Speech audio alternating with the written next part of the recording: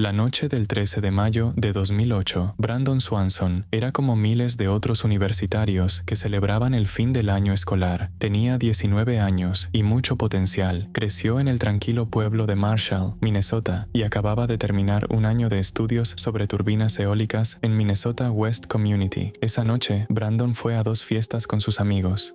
La gente lo vio bebiendo, pero nadie pensó que estuviera borracho o actuando raro. Cerca de la medianoche, se despidió y subió a su Chevy Lumina para irse a casa. En algún punto del camino, algo salió mal. Poco antes de las 2 de la mañana, Brandon llamó a sus padres, Brian y Annette. Les dijo que por accidente cayó en una zanja en un camino de grava y que no podía sacar el auto. Se oía frustrado, pero no herido. Les pidió que fueran por él. Brian y Annette se subieron a su camioneta y salieron, siguiendo al teléfono con su hijo. Brandon describió los alrededores, intentó guiarlos e incluso prendió y apagó las luces para que lo encontraran, pero no vieron nada. Él tampoco los vio a ellos. Era como si no estuviera donde pensaba que estaba. Tras unos 20 minutos, Brandon les dijo a sus padres que ya no iba a esperar. Dijo que veía luces a lo lejos. Pensó que era Lind, un pueblito al suroeste de Marshall, e iría caminando hacia allá. Le dijo a su padre que lo viera en un estacionamiento cerca de un bar del pueblo. Se quedaron al teléfono mientras Brandon caminó por 47 minutos. Brandon hablaba con su padre mientras caminaba en la oscuridad. Dijo que cruzaba cercas y que oía agua correr cerca. Se oía tranquilo, no parecía perdido ni en pánico. Parecía saber a dónde iba. De pronto, de la nada, Brandon gritó 2 palabras. ¡Ay, mierda! La línea no se cortó, pero Brandon dejó de responder. Tras un silencio, Brian y Annette colgaron, creyendo que si llamaban de nuevo, la luz del teléfono lo ayudaría a hallarlo. Intentaron varias veces, pero él no contestó. A las 6:30 de la mañana, reportaron su desaparición. La policía pidió esperar. Police told them to wait. Los jóvenes suelen desaparecer tras una noche de copas. Un oficial dijo que Brandon tenía derecho a desaparecer. Sus padres sabían que no era así. Al iniciar la búsqueda, la policía se enfocó en Lind, pues Brandon dijo que iba hacia allá, pero no había rastro alguno de él. Finalmente, los investigadores revisaron los registros del celular de Brandon y todo dio un giro. La llamada no provenía de Lind en absoluto.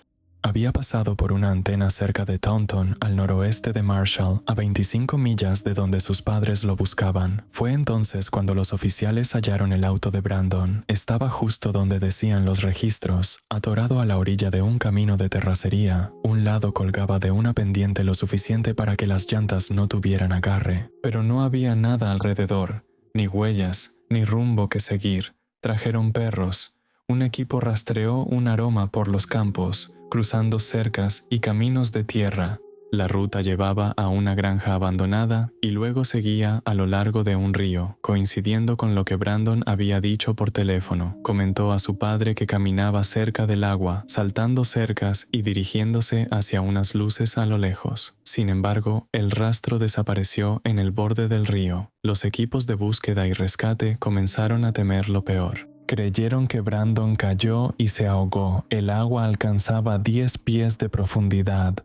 El departamento de Minnesota envió botes y los oficiales peinaron la orilla. Incluso pusieron redes río abajo para atrapar lo que flotara, y aún así, nada. Curiosamente, el sabueso que seguía el rastro de Brandon no se detuvo en el río, cruzó al otro lado. El rastro siguió por la otra orilla, cruzó más campos y terminó en un camino de terracería. Si Brandon se ahogó en el río, ¿por qué siguió el rastro? Algunos creen que pudo caer y lastimarse, quizá quedó inconsciente. En internet se especuló que maquinaria agrícola pudo atropellarlo por accidente y que alguien, quizá el granjero, entró en pánico y ocultó el cuerpo. Otro detalle escalofriante es que, al parecer, los perros marcaron el rastro de Brandon en alguna maquinaria agrícola que estaba cerca, pero nadie se ha presentado y no se ha realizado ningún arresto. En los meses y años siguientes, los padres de Brandon jamás se rindieron. Dejaban la luz del porche encendida cada noche, esperando su regreso. La búsqueda se retomaba puntualmente ese otoño, tras la cosecha, y de nuevo la primavera siguiente, y luego, al derretirse la nieve. Cada vez que cambiaba el terreno, la búsqueda comenzaba de nuevo. Para el año 2011, los equipos ya habían cubierto un total de 120 millas cuadradas. Algunos creen que Brandon huyó y empezó una nueva vida, pero sus padres dicen que no, él no desaparecería sin decir nada. Otros creen que lo mataron, que alguien andaba por ahí esa noche y se aprovechó de un joven vulnerable que caminaba solo en la oscuridad.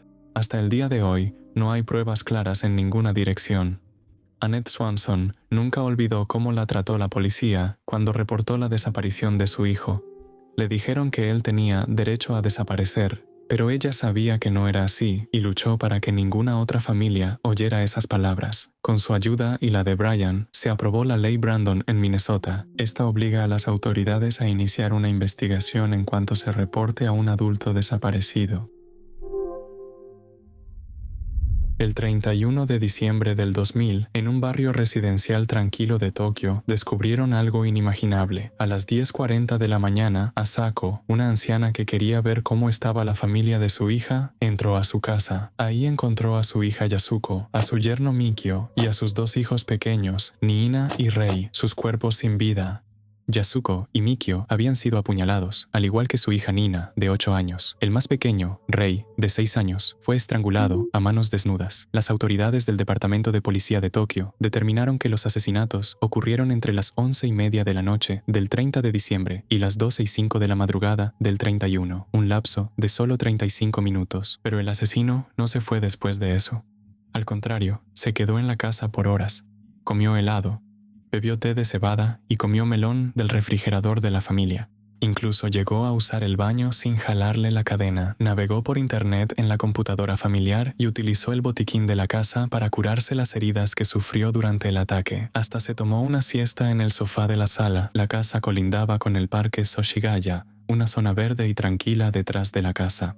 Los investigadores creen que el asesino saltó una cerca, subió a la unidad de aire acondicionado y entró por una ventana del baño del segundo piso. El mosquitero de esa ventana estaba en el suelo, cortado con cuidado. Los asesinatos empezaron arriba. Rei, de 6 años, fue estrangulado mientras dormía en su cuarto. Luego, algo alertó a Mikio abajo, según una teoría policial. Investigó a fondo, confrontó al asesino y forcejeó con él antes de ser apuñalado en la cabeza. El cuchillo se rompió en el proceso. El asesino, sin dudarlo, atacó a Yasuko y Nina con la hoja rota y luego utilizó un cuchillo santoku de la cocina para terminar lo que había comenzado. Rebuscó en los cajones y se llevó algo de efectivo, dejando sorprendentemente mucho dinero intacto. Algunos documentos habían sido arrojados a la tina y al inodoro, pero distaba mucho de ser el desorden típico de un robo. El asesino dejó abandonados su ropa, un cuchillo y también un bolso, como si estuviera dejando pistas de manera intencional. Si bien la policía encontró huellas dactilares y ADN por toda la casa, ninguno de ellos coincidía con las bases de datos criminales ya existentes. Sin embargo, las evidencias contaban una historia sumamente extraña. La sangre del asesino, dejada por heridas durante el ataque, era de tipo A y no pertenecía a nadie de la familia. El ADN reveló que era un hombre de origen mixto, con ADN materno europeo, posiblemente del sur, y ADN paterno con clara ascendencia del este de Asia. Se estimó que medía unos 170 centímetros, era de complexión delgada, diestro y, según las pistas físicas, tendría entre 15 y 24 años de edad. Dentro del bolso que dejó, la policía halló rastros de arena. Esa arena fue analizada y coincidía con 2 lugares específicos: la base de la Fuerza Aérea Edwards en el desierto de Nevada, en California, y un parque de patinaje en Japón. Nadie sabe cómo se conectan. En total, el caso de los asesinatos de Setagaya ha sido uno de los más grandes en la historia de Japón. Más de 246,000 investigadores han trabajado en el caso. Se han reunido más de 12,000 pruebas y aún así no hay arrestos. Al día de hoy, la policía vuelve a la escena del crimen cada año. Pusieron una pequeña estatua en el río Sengawa, cercano exactamente 100 días después de los asesinatos, para proteger a niños y viajeros. Nadie sabe quién la puso. Sigue vigente una recompensa de 20 millones de yenes por información que lleve a un arresto.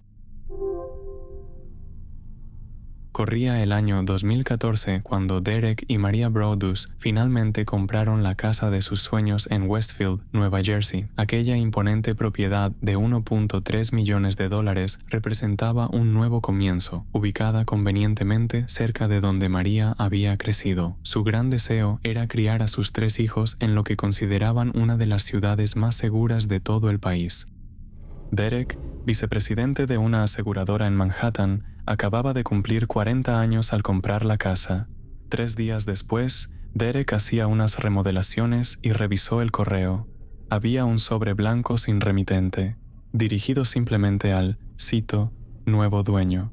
El 657 de Boulevard ha sido asunto de mi familia por décadas, decía la carta. Mi abuelo vigiló la casa en los años 20 y mi padre la vigiló en los 60. Ahora es mi turno. El escritor anónimo, que firmó como El Vigilante, afirmaba que le encargaron vigilar de cerca la casa y ahora a la familia Brodus. La carta mencionaba las remodelaciones, la distribución de la casa e incluso la marca y modelo de su auto. ¿Necesitan llenar la casa con la sangre joven que pedí? Se refería a sus hijos. Los Brodus contactaron de inmediato a los dueños anteriores, John y Andrea, para preguntar si alguna vez recibieron algo así. Para su sorpresa, así fue. Poco antes del cierre, recibieron una carta similar de El Vigilante. Les pareció raro, pero la tiraron. Aún así, fueron con María a la policía, donde un detective le dijo que no le contara a nadie, ni a los vecinos. La policía pronto se enfocó en Michael Langford, el hijo adulto de una vecina de al lado. Michael había vivido ahí por décadas y los demás residentes lo describían como un tipo raro. Negó saber algo y, sin pruebas concretas, la policía tuvo que dejarlo ir.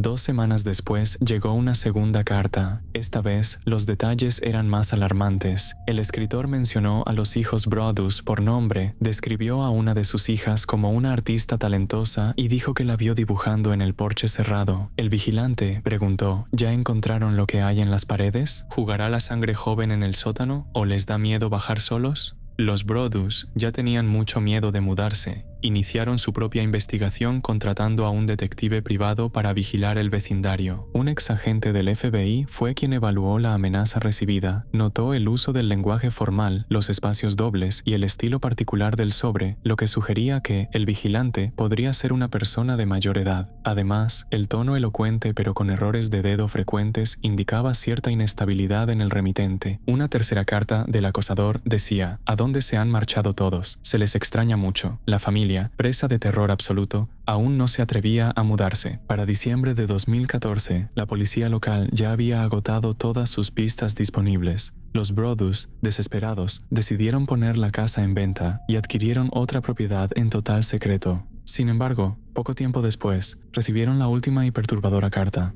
¿Se preguntan quién es el vigilante? Miren atrás. Tal vez un accidente, tal vez un incendio. Los huesos se rompen. La casa los desprecia, y el vigilante ganó. Los expertos aún no saben quién escribió las cartas. Su tono literario pinta un panorama aterrador. A pesar de teorías sólidas y evidencia forense, el caso sigue sin resolverse. El único ADN hallado, perteneciente a una mujer, nunca ha llevado a un arresto.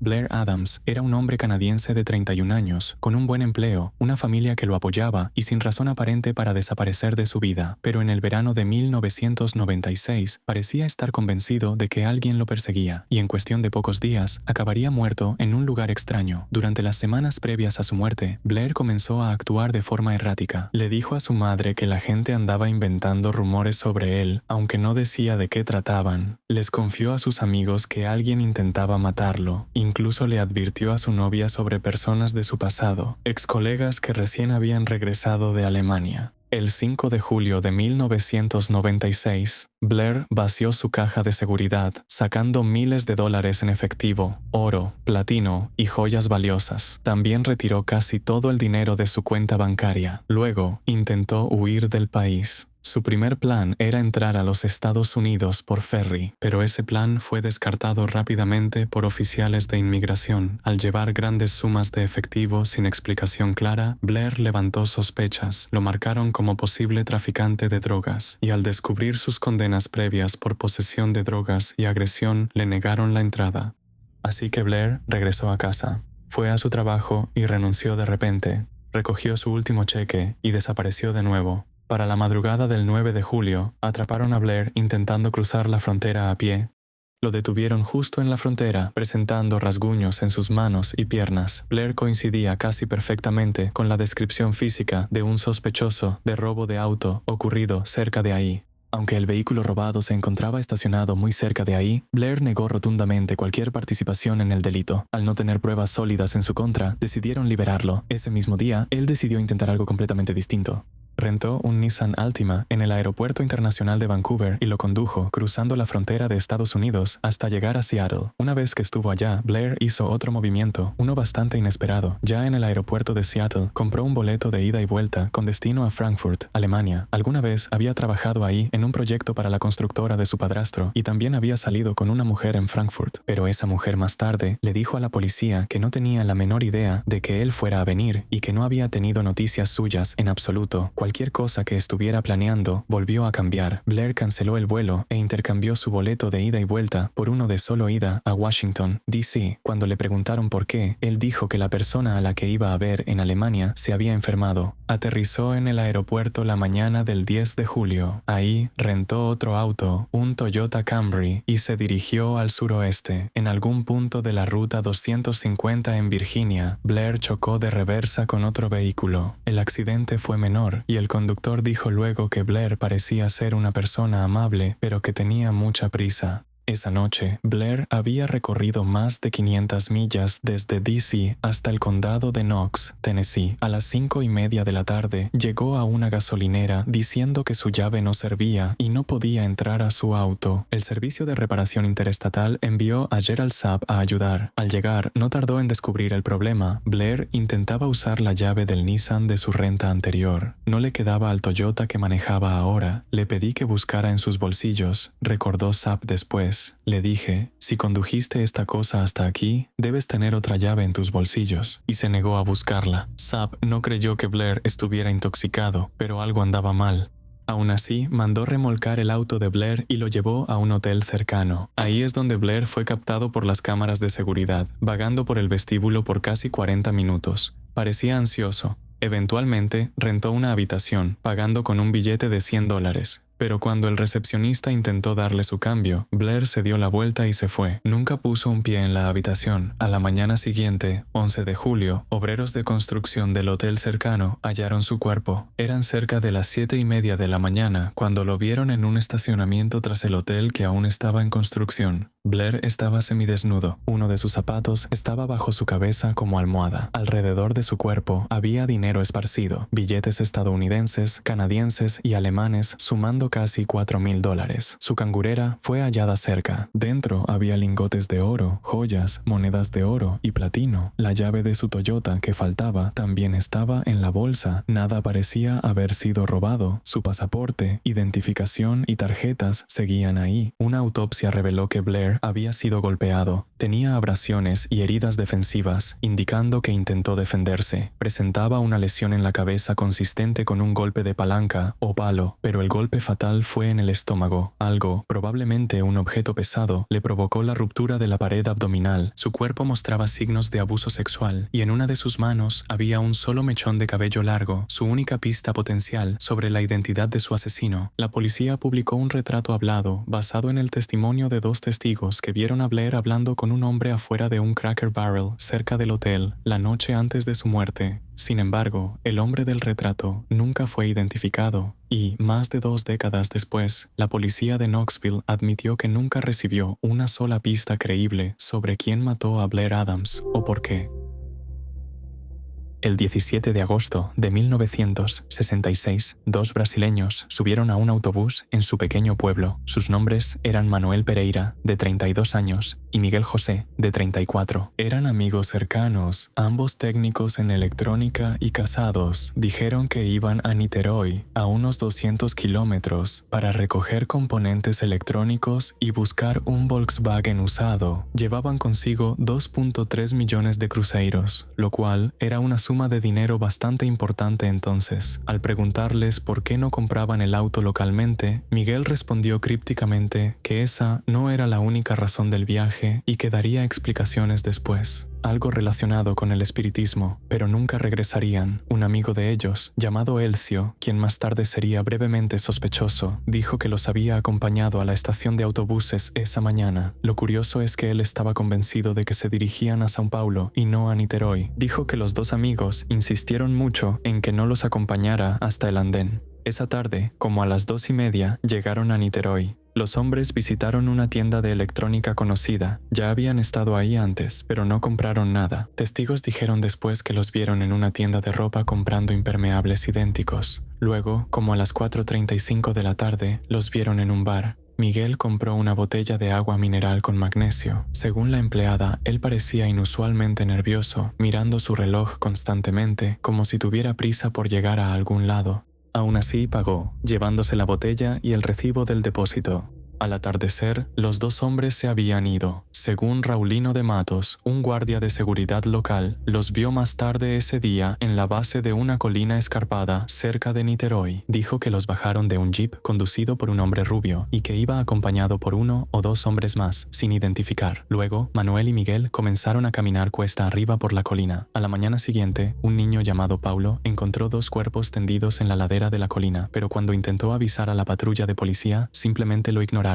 2 días después de aquel incidente, Jorge notó un olor extraño en el aire. Al investigar más a fondo, halló los 2 cuerpos en un estado lamentable. Esta vez, la policía acudió rápidamente al lugar. Identificaron a los hombres gracias a los documentos que portaban consigo. Ambos yacían de espaldas, con las manos tras el cuello, como si estuvieran relajados. Sus rostros miraban al cielo. Llevaban los mismos impermeables idénticos que compraron y habían sido colocados con cuidado sobre un lecho de hojas.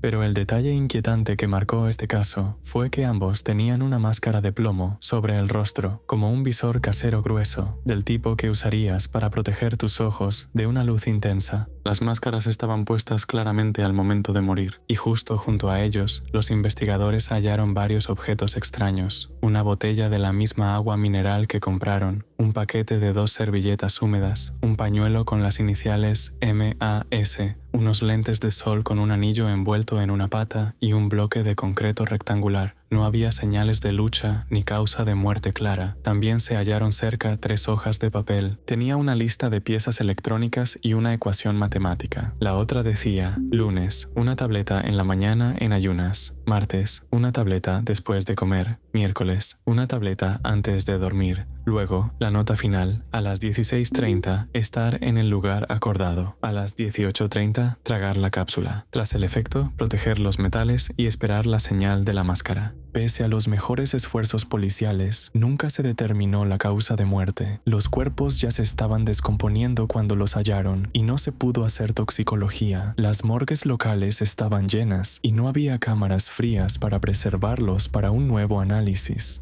La causa final listada fue paro cardíaco por causas desconocidas. Una segunda autopsia se hizo casi un año después, con el mismo resultado y sin información nueva. Ningún animal tocó los cuerpos, pese a 3 días y noches completos a la intemperie. Extraño, ya que la zona estaba llena de ratas y buitres. Investigadores confirmaron que 5 días antes del viaje, los vieron martillando un tubo de plomo en casa. Dijeron a los vecinos que hacían algo para sobrevivir al fin del mundo, el cual, según ellos, ocurriría en 1968 por un ciclón. Esa misma noche, una de sus esposas los vio probándose las máscaras frente al espejo. En casa de Miguel, la policía halló un libro de espiritualismo y ciencia con pasajes marcados sobre luces brillantes, máscaras y contacto con guías espirituales. El caso se cerró en 1969 como muerte natural. 2 meses antes, los hombres invitaron a amigos a la playa de Atafona. Testigos y pescadores dijeron que una explosión cegadora sacudió la zona, rompiendo vidrios a 15 kilómetros. La gente describió un objeto brillante bajando del cielo al mar para luego salir disparado en un destello de luz. Incluso se reportó que la Marina y Fuerza Aérea brasileñas se interesaron. Un día antes, se captó una extraña transmisión de radio de 3 distintivos de llamada. Una teoría muy aceptada es el robo. Se sabe que ambos hombres llevaban una gran suma de dinero, pero al hallazgo se encontró poco efectivo. Testigos afirmaron haberlos visto con sujetos desconocidos. Subir a la colina pudo ser una trampa mortal donde terminaron envenenados tras prometerles algún contacto místico. Un hombre incluso confesó desde prisión en 1969 que él y otros mataron al par para robar 6 millones de cruzeiros, pero su historia estaba llena de contradicciones y al final se descartó como ficción. Otros sugieren un ritual alucinógeno que salió mal, tal vez involucrando LSD o mescalina, populares entre grupos espiritistas de la época, y luego, está la teoría OVNI. Una mujer y sus hijos afirman que, la noche del 17, observaron un objeto de forma ovalada y brillante que se mantenía suspendido sobre la colina, proyectando luces en todas direcciones. Eso fue todo por el video de hoy. Si quieres ver mucho más de mi contenido, entonces considera ver este otro video que YouTube cree que seguramente disfrutarás. Mantente a salvo y hasta la próxima.